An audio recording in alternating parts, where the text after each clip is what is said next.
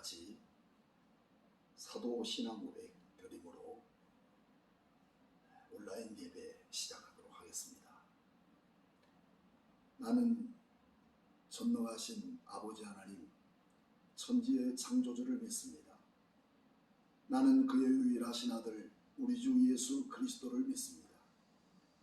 그는 성령으로 잉태되어 동정녀 마리아에게 나시고 본디오 빌라도에게 고난을 받아 십자가에 못 박혀 죽으시고 장사된 지 사흘 만에 죽은 자 가운데서 다시 살아나셨으며 하늘에 오르시어 전능하신 아버지 하나님 우편에 앉아 계시다가 거기로부터 살아있는 자와 죽은 자를 심판하러 오십니다. 나는 성령을 믿으며 거룩한 공교회와 성도의 교제와 죄를 용서받는 것과 몸의 부활과 영생을 믿습니다. 아멘. 우리를 위해서 대표기도 강승민 집사님 해주시겠습니다. 사랑의 하나님 감사합니다. 주님의 이름을 찬양합니다. 이렇게 무더위와 코로나로 극심한 이 여름날도 주님의 사랑과 은혜로 지켜주신 주님, 밝은빛 교회의 한 사람 한 사람의 삶을 보호해 주시고 여기까지 이끄신 주님 무한 감사를 드립니다. 이렇게 힘들게 버텨온 이 나라에 주님의 뜻을 알아가게 하시고 저희의 진정한 회개와 반성이 있게 하여 주시옵소서. 이 모든 상황 속에서 죄지음을 반복치 않게 하시며 믿음의 지혜의 눈을 떠서 진정 변화되는 이 나라와 이 민족이 되게 하여 주시옵소서. 이 시기에 더욱더 서로가 서로를 위로하고 하나님께 간구하여 살게 하시되 서로의 아픔을 감싸 안아 온유한 마음으로 진정한 사랑의 하나님과 동행하는 복된 삶을 살아가게 하여 주시옵소서. 힘든 때에 힘들다는 말보다는 감사의 말을 더욱더 많이 하게 하시고 더욱더 남들에 대한 배려심과 이해로 힘쓰기를 소망하며 고통과 힘든 마음들 또한 머리토록 품지 않으며 서로를 격려하고 사랑으로 감싸 안을 수 있는 마음 깊은 주님의 구별된 사람이 되게 하여 주시옵소서. 이제는 주님의 명령에 따라 주님의 사명을 가슴에 품고 큰 소망과 꿈을 꾸며 살아갈 수 있도록 은혜를 베푸시며 두려움은 믿음으로 극복하고 주님의 말씀 안에서 영적으로 성숙할 수 있는 귀한 믿음의 일꾼으로 세워주시옵소서. 주님의 교회 안에서 모든 각 기관들이 돌보시며 주님의 손길로 교회의 아주 작은 것들마저도 구석구석 돌보아 주시고 인도하여 주시옵소서. 저희들의 소원이 주님의 소원과 하나 되어 수많은 기도의 응답이 쌓이고 또 쌓여져 주님이 사랑하는 이 교회와 우리 모든 성도들의 선교지의 모든 곳곳마다 성령 충만함과 은혜가 가득하도록 인도하여 주시옵소서. 이 나라를 복되게 하시고 주님의 나라를 소망하며 꿈꾸며 온 마음과 정성을 다하여 주님께 예비하게 하시며 이 모든 기도와 응답을 받을 만한 그릇이 되기를 소망하며 예수님의 이름으로 기도드립니다. 아멘.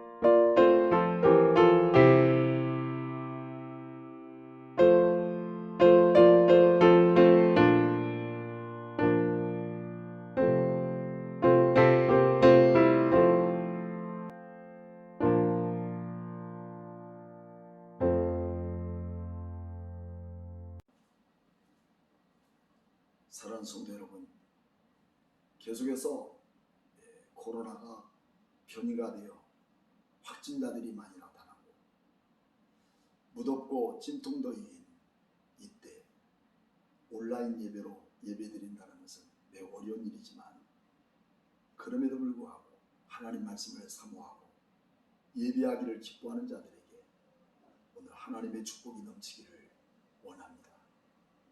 오늘 말씀은 베드로후서 2장 15절로 22절 말씀을 갖고 거짓 교사들의 마지막 날이라는 말씀을 갖고 우리 함께 은혜를 나누고자 합니다. 특별히 오늘 본문의 말씀 15절과 16절 말씀을 주목해 보면 불의의 싹을 사랑했던 발람이 비친 행동을 저지받게 됐다는 그런 이야기가 담겨 있는 것으로 시작합니다. 발람 선지자 이야기는 민수기서 22장으로 시작하여 35장에 끝이 납니다. 돈의 눈이 어두워서 모압을 축복하고 하나님의 나라 이스라엘 백성을 저주하기 위한 내용이 담겨 있죠. 이미 탐욕의 눈이 멀어버린 사람에게는 하나님의 뜻도 하나님의 계획도 아무것도 볼 수 없는 상태가 되고 말입니다.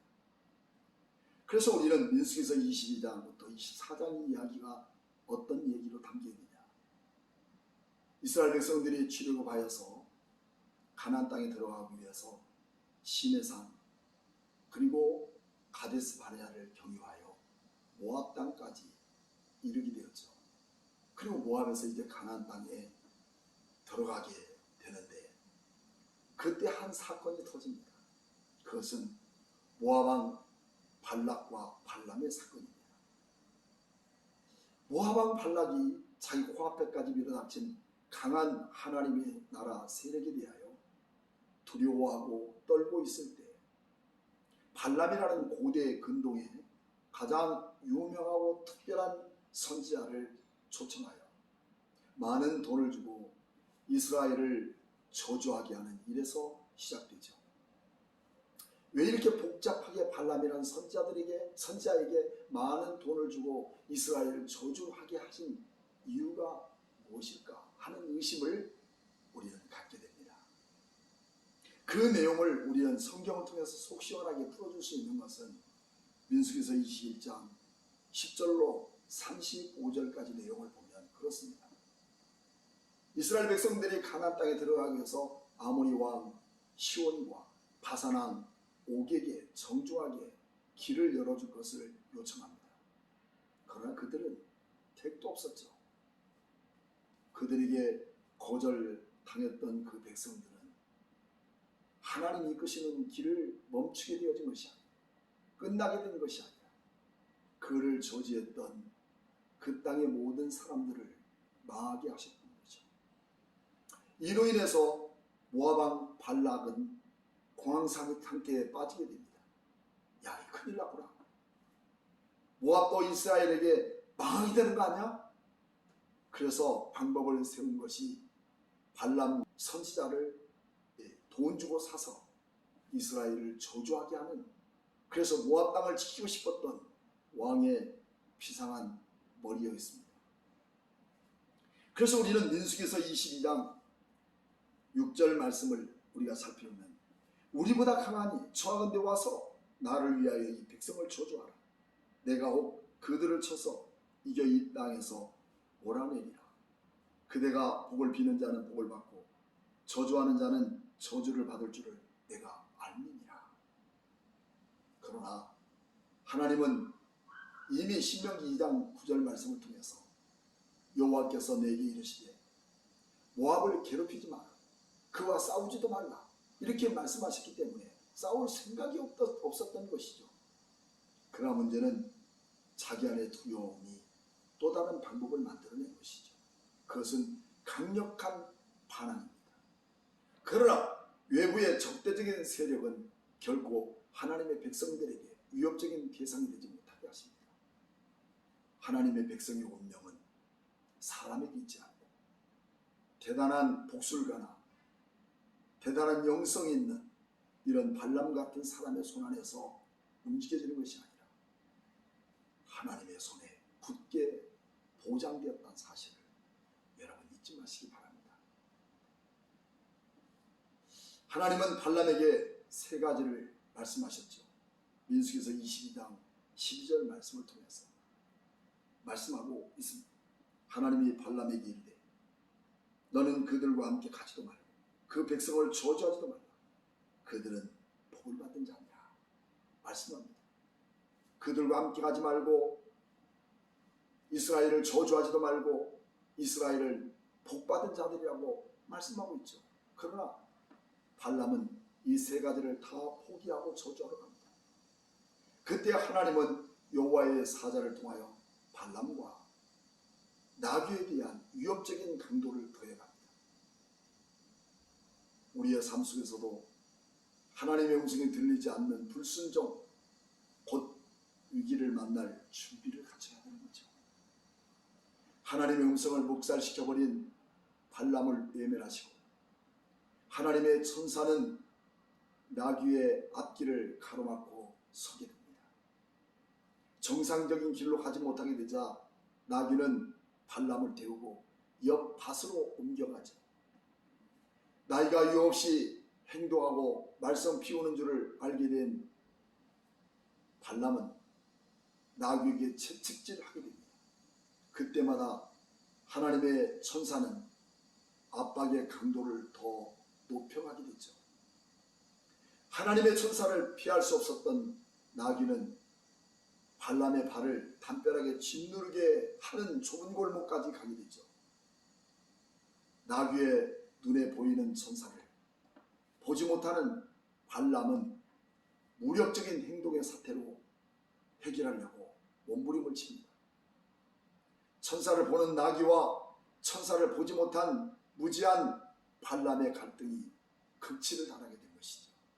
그때 나귀는 입을 열어서 민수기서 22장 28절 말씀에 여호와께서 나귀의 입을 여시니 발람에게 이르되 내가 당신에게 무엇을 하였기에 나를 이같이 3번 때립니까? 내가 오늘처럼 당신의 말을 안 듣는 것을 본 적이 있습니까? 하면서 나귀는 입을 열어 사람의 말로 표현합니다. 그때 여호와께서 발람의 눈을 밝히 여시니 여호와의 사자가 손에 칼을 빼들고 선 것을 그가 보고 머리 숙이고 엎드리니 깨닫는 것과 회개는 다릅니다. 오늘 이는 그것을 본 것으로 끝난 것이죠. 그러나 결국 자신의 욕망을 따라 사망의 길로 가고 맙니다. 유다서 1장 11절 말씀에는 이런 발람에 대한 얘기를 기록해 주셨죠. 화 있을진저 이 사람들이여 가인의 길에 행하였으며 싹을 위하여 발람의 어그러진 길로 몰려갔으며 고라의 폐역을 따라 멸망을 받았도다. 이렇게 말씀합니다. 결국 발람은 민수기서 31장 8절 말씀에 자신의 욕망을 따라가다가 나중에는 칼에 맞아 최후의 날을, 마지막 날을 당하게 되었던 것으로 발람 이야기는 끝을 냈습니다. 여러분, 결국 자신이나 나라의 흥망성쇠는 발람 같은 인간에 의해서 좌우되는 것이 아니라 그 역사의 주관은 하나님께 있다는 사실을 우리에게 똑똑히 보여주고 싶었던 것이죠. 그게 베드로의 마음이었어요. 하나님의 나라 백성들은 하나님이 왕 되심을 인정하고 왕이신 하나님을 순종함으로 가나안 땅에 들어갈 수 있는 하나님의 백성이 되는 것이었습니다. 절대적으로 하나님의 나라 백성으로 사는 길은 내 주장, 내 생각, 내 머리로 하면서 하나님 말씀을 불순종하고 가나안 땅에 들어가거나 정복할 수 없다는 교훈입니다. 성경에서 이렇게 불의와 불법을 행하는 사람들에게 있어서는 세상의 법을 혼란시키는 것으로 말하지 않습니다. 하나님의 왕되심을 인정하지 않는 것이 불법이요 불의입니다. 따라서 하나님을 왕으로 인정하지 않고 내 자신이 왕의 보좌에 앉아있기 때문에 온갖 우리의 삶 속에서 사악한 짓을 하다가 결국은 하나님 앞에 심판을 받고 우리는 저주의 대상이 된다는 것을 우리 잊지 말아야 합니다. 본문의 말씀 15절 말씀을 다시 한번 살펴보면 그들이 바른 길을 떠나 미혹되어 보리의 아들 발람의 길을 따르는도다. 그가 어떻게 됐을까요? 최후에는 미혹되어 불의의 싹스를 사랑하다가 그리고 16절에 나귀가 발람의 미친 행동을 저지했다라고 말씀하고 있습니다. 미친 사람입니다. 미친 행동입니다. 이런 거짓된 교사, 즉 하나님의 이끄심을 인정하지 않고 내 주장을 원칙으로 여기는 그런 내 생각을 결국 가지고 살아가는 사람에게 최후의 종말을 맞게 된다는 것이죠. 그러므로 나머지 말씀은 거짓된 교사에 대한 하나님의 심판밖에 없다는 말씀을 우리는 계속해서 말씀해 주고 있습니다. 타락한 세상에 미혹되지 않으려면 어떻게 해야 하는가? 베드로 자신도 그렇게 미혹되었다가 여러분 죽을 고역을 치른 경험자 아니겠습니까? 그것은 먼저 기록된 하나님 말씀을 생각하고 기억하라고 베드로는 강조하고 있습니다. 왜 이런 말씀을 강조했는가? 이유가 있습니다. 하나님 말씀을 잃어버린 세대는 망한다는 것입니다. 베드로도 주님 말씀을 기억하지 않았다가 3번이나 예수님을 부인하고 저주까지 했던 장본인입니다. 그래서 베드로는 주님의 말씀을 생각이 나서 기억이 나서 통회하고 회개하는 내용이 누가복음 26장 61절 말씀에 찾아볼 수가 있습니다. 주께서 돌이켜 베드로를 보시니 베드로가 주의 말씀 곧 오늘 다 굴기 전에 내가 3번 나를 부인하리라 하심이 생각이 나서 그리고 62절에는 밖에 나가서 심히 통곡하니라. 여기에서 잊지 말아야 할 내용을 살펴본다면 다 굴기 전에 3번 나를 부인하리라 하는 말씀이 생각이 나서 어떻게 됐습니까? 통곡하니라. 하나님 말씀을 기억나게 할 때 내 자신이 변화되고 회복되는 운동이 일어난다는 사실이에요. 다시 말씀드리면 변화되지 못하고 회개하지 못하고 회복되지 못하는 이유가 무엇일까요? 그렇습니다. 말씀이 없는 빈 깡통. 이런 사람은 늘 교회 안에서 또 공동체 안에서 원망과 불평에 불씨가 됩니다. 북쪽 이스라엘이 아시리아에 망하고 유다가 바벨론에게 망하게 된 이유가 무엇일까요? 말씀이 기본되지 못했기 때문이었습니다. 유다왕 여호야긴 말년에 예레미야 36장 1절 말씀을 통해서 하나님이 예레미야에게 말씀합니다. 예레미야야, 너는 이 말씀을 두루마리에 기록하여 백성들의 귀에 낭독하고 모든 악과 죄에서 회개하도록 해봐라 하는 것입니다.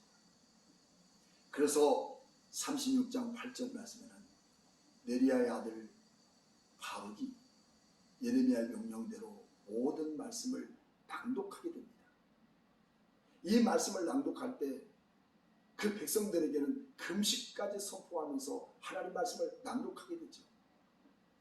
사반의 손자 그마랴의 아들인 미가야가 이 말씀을 들어보니까 너무 기가 막힌 겁니다. 이 말씀은 우리만 들을 것이 아니라 이 말씀이 곧 왕에게도 듣게 하셔서 왕이 회개하고 이 하나님의 나라가 새롭게 변화될 수 있는 기회를 갖자 해서 이 말씀을 예레미야 36장 16절 말씀 보면 그들이 모든 말씀을 듣고 놀라 서로 보며 바룩에게 이르되 우리가 이 모든 말씀을 왕에게 아뢰리라. 그리고 36장 24절 말씀 왕과 그의 신하들이 이 모든 말씀을 듣고도 두려워하거나 자기 옷을 찢지 아니하였고, 그리고 25절, 엘라단과 들라야와 그마랴가 왕께 두루마리를 불사르지 말도록 아뢰어도 왕이 듣지 않았다고 말하고 있습니다. 말씀을 전하는 그 내용의 말씀 두루마리 성경책을 칼로 잘라서 추운 겨울이었기 때문에 화롯불에 태우고 던지고, 그래서 모든 말씀을 불로 소각시켜버리는 여호야김 왕의 모습을 우리는 똑똑히 성경을 통해서 볼 수가 있었습니다. 그렇습니다. 말씀이 없는 세대의 최후는 어떻게 될까요? 이런 자들은 베드로후서 2장 17절 말씀, 물 없는 샘이요 광풍에 밀려가는 안개니 그들을 위하여 캄캄한 어두움이 예비되었나니. 18절 말씀, 그들이 어떠한 자랑을 통하고 음란으로서 육체의 정욕 중에 유혹한도다라고 그렇게 말씀하고 있습니다. 허탄한 자랑, 그리고 그릇되게 행하여 사람을 음란한 길로 유혹하게 하는, 교회 안에 가장 어렵게 만드는 바로 이런 사람 두 가지는 음란과 육체적 정욕과 유혹에 빠지게 만드는 사람으로 전락하게 됩니다. 사랑하는 여러분, 하나님의 말씀은 진리이며 생명입니다. 내가 조금 열심히 기도하고 영적인 세계를 경험했다고 해서 하나님 말씀을 따라 살지 못한다면 이것이 변질입니다. 성경에는 그 어떤 자도 가만히 두지 않겠다고 말씀하고 있지 않습니까? 바울은 어느 누구 못지않게 영적인 깊이가 있었던 사람입니다. 고린도후서 12장을 우리가 살펴보면 그는 깊은 영적인 것들을 체험하다가 3층까지 올라가서 영적인 체험을 한 사람이죠. 그러나 그는 나의 약한 것 외에는 아무것도 자랑할 것이 없구나. 받은 계시가 너무 커서 자만하지 말라고 자신에게 가시를 주셨다는 것입니다. 영적인 은사는 교회 안에서 복음의 덕을 세우고 자신의 약함을 자랑하는 데 목적이 있는 거죠. 자신이 높아져서 자신의 휘하에 절절매는 하수인을 만드는 사람이 되어서는 안 된다는 것입니다. 이런 영적인 교만도 거짓 교사들입니다. 결국 그들이 주님보다 더 큰 능력의 사람을 다스리려는 사람들, 바로 그런 사람들이죠. 그들의 최후는 잠언서 26장 11절 말씀에는 개가 그 토한 것을 도로 먹는 것 같이 미련한 자는 그 미련한 것을 거듭 행하느니라.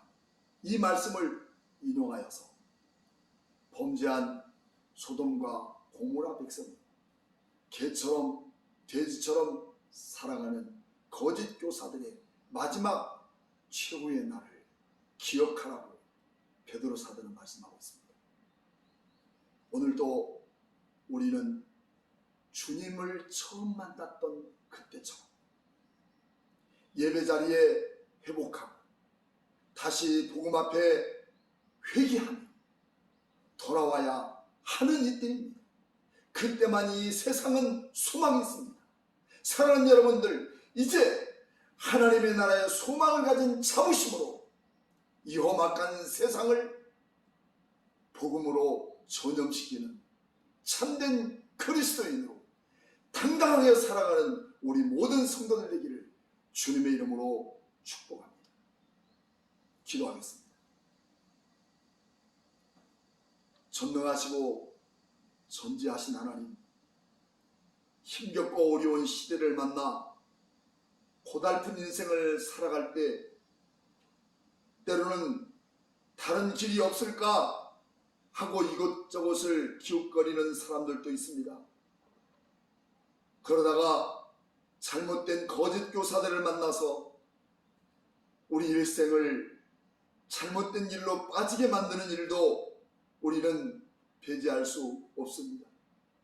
하나님, 이제라도 하나님 말씀이 내 마음속에 기억이 나고 하나님 말씀이 내 삶의 생명이 되어서 변치 않고 흔들리지 않는 하나님의 자녀로 살아갈 때 우리의 거룩한 소망과 꿈은 이미 예비되고 약속되어진 하나님의 그 나라 백성으로 살아갈 때 주님께서 우리의 길을 예비하시고 주님께서 나의 삶을 붙잡아 주시고 산 소망에 대한 그 능력을 우리 안에 부어주심으로 세상을 이기고 나의 가장 약한 것들을 이겨 승리하는 하나님의 자녀들이 되게 하나님 도와주시옵소서.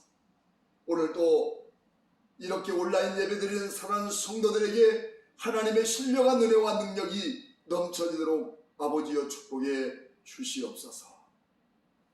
지금은 교회 머리가 되신 예수 그리스도의 무한하신 은혜와 하나님의 그 크신 사랑과 성령님의 감동하심이 오늘 여기 머릿속에 있는 우리 모든 성도들 머리와 가정과 교회와 직장과 사업장 위에 지금부터 영원토록 함께 계시는 지어다. 아멘.